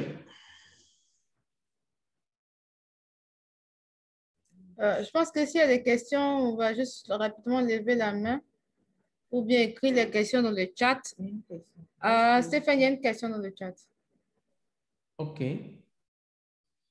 Il y a une question dans le chat qui dit « Est-ce légitime ou correct? » Attendez, je vais changer d'écran, s'il vous plaît. L'autre écran est un peu loin. Est-ce légitime ou correct qu'une entreprise décide de ne pas donner ses informations au niveau public sur son organisation afin de se protéger ou éviter les actions de reconnaissance ou footprinting effectuées par des personnes malveillantes avant les attaques? C'est bien de vouloir se cacher, mais Internet est public, donc vous On repose essentiellement sur les informations publiques pour pouvoir sécuriser Internet. Maintenant, les détails internes à votre routage, ça vous incombe. Vous êtes venu auprès d'Afrenic, vous avez pris par exemple un /22. Quand vous avez pris un /22, vous avez pris aussi un numéro de système autonome. Tout ce que vous avez à faire, c'est de dire par exemple que ce /22, je l'annonce avec tel numéro de système autonome et vous enregistrez ça publiquement. Maintenant, les détails du routage interne, vous n'affichez pas cela. Ce sont des informations qui sont confidentielles. Ce sont des informations internes à votre réseau. Maintenant, lorsque un paquet arrive dans votre réseau, caution, avant même de continuer, j'ai toujours dit aux gens, la sécurité par cachette n'est pas une sécurité. Si vous vous cachez, vous n'êtes pas sécurisé parce que, figurez-vous, c'est facile de vous atteindre. Si j'envoie par exemple un email à quelqu'un qui est dans votre réseau, qui ne maîtrise rien à la sécurité, et je mets par exemple une photo à l'intérieur, je lui dis de cliquer cette photo, la personne va cliquer la photo. Et quand la personne ouvre la photo, ça peut être un cheval de Troie qui va s'installer sur son ordinateur. À l'aide de ce cheval de Troie-là, je peux découvrir votre réseau. Donc, les actions de sécurité par cachette sont très dangereuses. Parce que quand vous faites de la sécurité par cachette, vous oubliez d'implémenter la sécurité normale. Et la sécurité normale consiste à quoi? Règle numéro 1 en sécurité, former tout le monde. Informer tout le monde, donner l'information à tout le monde. Quelles sont les pratiques acceptables dans le réseau? OK? Voilà. Donc, informer les gens, former les gens, rédiger votre politique de sécurité et implémenter cette politique de sécurité. Ayez une matrice de trafic qui dit, par exemple, que tel trafic est autorisé d'aller à tel endroit, tel autre trafic est autorisé d'aller à tel endroit, tel trafic, nous n'en mettons pas. Voilà la sécurité. Et une bonne sécurité, c'est une sécurité évolutive. Ça veut dire que tous les jours, vous êtes à l'écoute de votre réseau. Lorsque vous avez configuré votre réseau, vous l'écoutez pour voir le niveau de fonctionnement optimal. Et chaque jour, vous monitorez votre réseau pour voir des comportements qui ne sont pas acceptables. Et vous faites donc des mesures correctives au fur et à mesure. C'est ça la sécurité.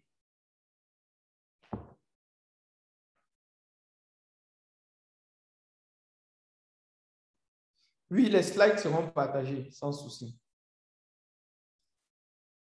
OK, donc sur ce, Eva, je vais vous laisser le soin de programmer la prochaine séance parce que là, on s'est arrêté au slide numéro 59. J'ai encore au moins ces 50 slides intéressants pour vous. D'accord.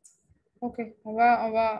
Je pense que nous avons coordonné cela avec le ministère et nous te reviendrons avec une date. Et puis, comme il y a des labs qui seront aussi, on continuera avec les labs, c'est ça?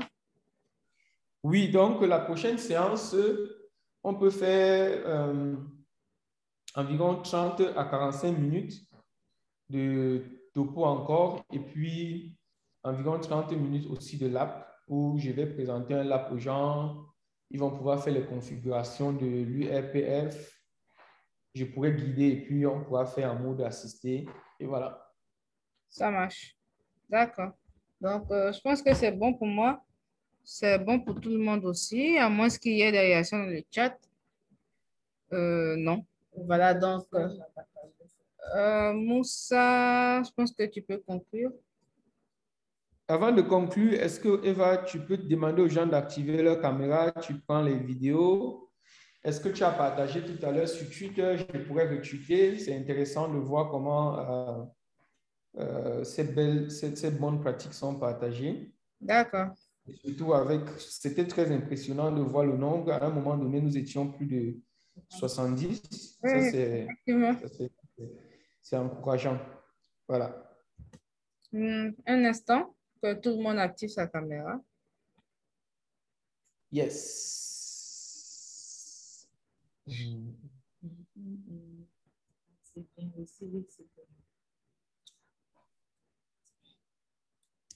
Bon, pendant que vous activez la caméra, vous pouvez laisser un mot dans le chat pour dire si ça a été intéressant, qu'est-ce qui n'a pas été bon, est-ce que j'ai parlé trop vite, est-ce que j'ai menti.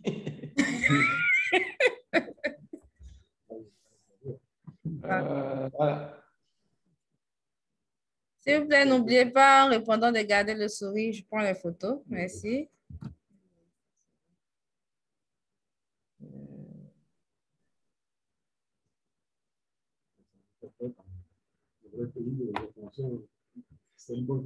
Caméra, caméra, caméra.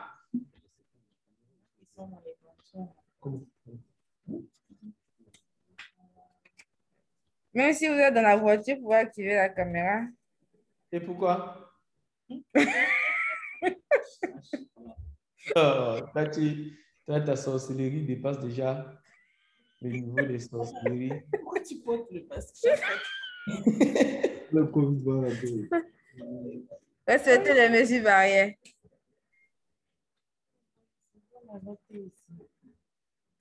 Ah, ok, super. Je vois beaucoup de caméras. Je vois beaucoup de caméras. Oh là là. Un instant. Je prends ma capture. Ah, des jolies souris, hein?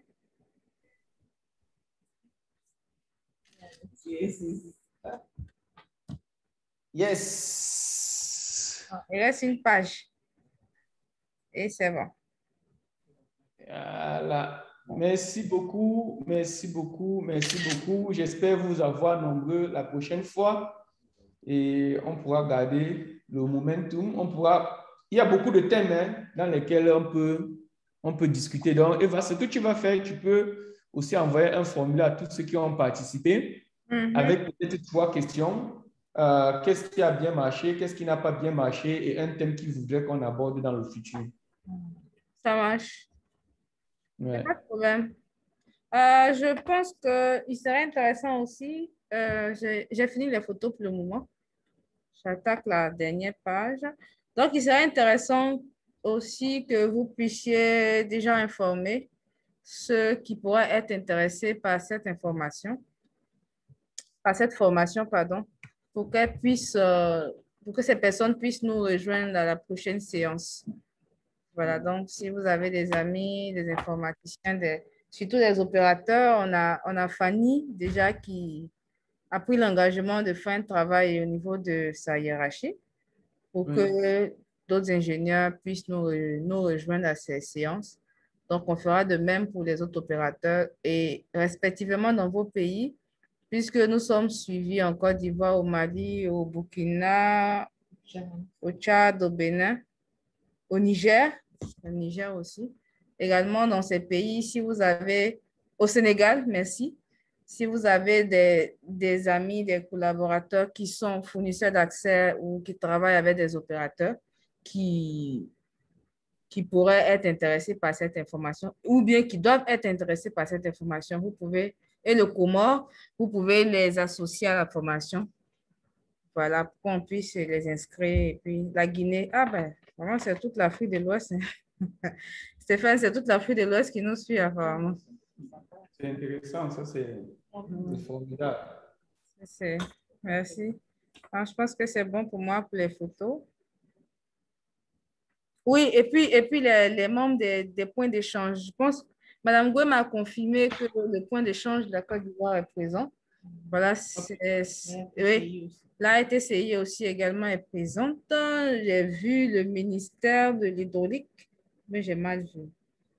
N'hésitez pas à nous contacter si vous avez besoin d'un support sur tout ce qui a été présenté. Donc, si vous avez des difficultés à pouvoir mettre cela en œuvre, on peut aussi vous assister. Gratuitement. Ah, c'est super. D'accord. Ah, il y a le ministère du Transport, il y a le ministère. Ah, il y a les ministères même qui sont la santé. Il y a le point d'échange de la Guinée également qui est là. Voilà, je pense que pour une première partie, c'est déjà intéressant. On se retrouve pour Orange Côte d'Ivoire. On se retrouve pour la seconde partie. On espère voir plus de personnes et qu'on soit édifiés ensemble. Voilà, Stéphane, tu sais. Je passe Bye toi. bye. Bye. Bye bye. Ah, le Nick Sénégal aussi. Ah,